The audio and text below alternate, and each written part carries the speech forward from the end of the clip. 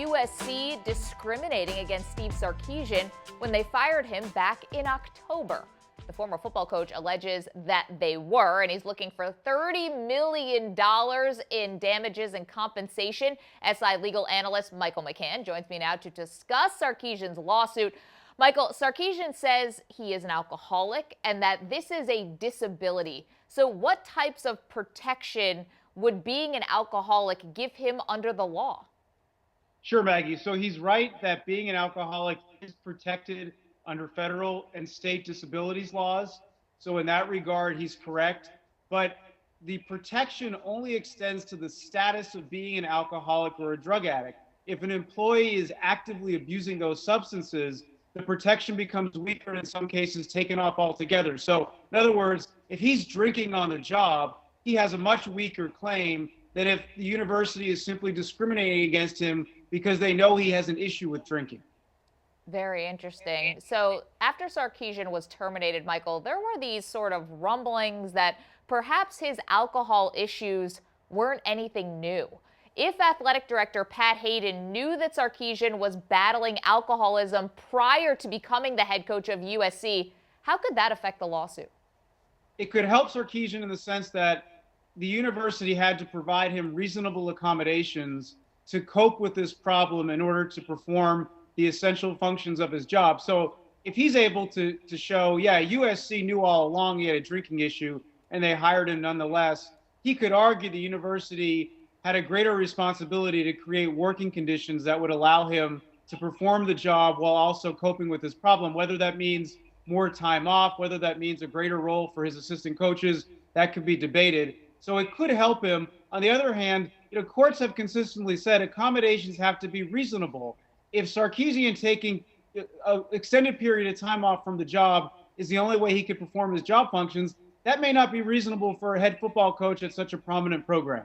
Of course, where the working weeks could sometimes be 100 hours plus. Of course, you have booster events, and that's where I want to go next, because really this all started with Sarkisian's public outburst at that Salute to Troy booster event in August, or at least publicly, that's sort of where things started to unravel. Will that public display, Michael, will it help Sarkisian's case against USC, or will it hurt the case? Well, it could hurt if, in fact, he was drunk at that event. If he was drinking, it would show that he's actively abusing alcohol while on the job, that this is an event with the community, this is an event with others, this is an event with students. That's a dangerous situation if an employee is drinking on the job. But in fairness to Sarkisian, in his complaint, he argues that he wasn't drunk, that he only had a little bit over 2 beers, and that there was an interactive effect between that alcohol, and obviously 2 beers wouldn't make him drunk, and him taking anxiety medication, that there was some kind of interaction that caused him to seem loopy, seemed out of it. Who knows who's telling the truth, but his explanation of that event is that he wasn't drunk, that rather he had a little bit to drink, but in combination with anxiety medicine, it caused him to appear really out of it. Okay, so where is that line then? What does that mean for his case? Either he was mixing alcohol and prescription drugs, or he's an alcoholic. What's better for his case? It would be better for his case if he took a prescription medicine and inadvertently or I should say, if it unintentionally and without foresight caused him to appear this way. He doesn't want to be drunk. I mean, it's bad for his case if he was drunk at that event. So by saying that he wasn't drunk, but merely had a medical reaction to something that he didn't foresee, that would help him. Okay. So, Michael, looking overall at this case, who does have the stronger argument, in your opinion? Is it Sarkisian or is it the school?